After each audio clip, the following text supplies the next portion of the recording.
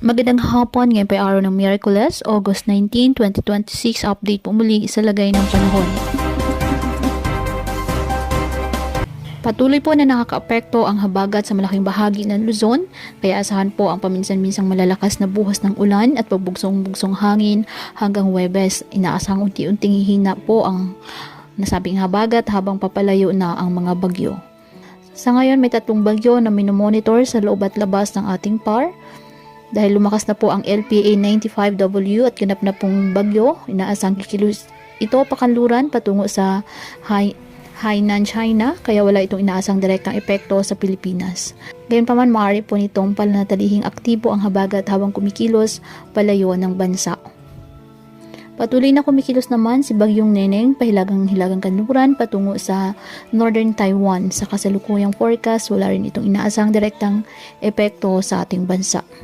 Samantala, ang 17W or 92W ay inaasang kikilos pahilagang kanluran sa mga susunod na araw. May posibilidad itong lumapit o pumasok sa Philippine Area of Responsibility sa susunod na linggo.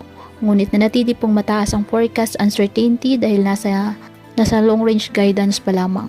May ilang senaryo rin pong nagpapakitang maaari itong lumakas bilang typhoon category at muling palakasin ang habagat.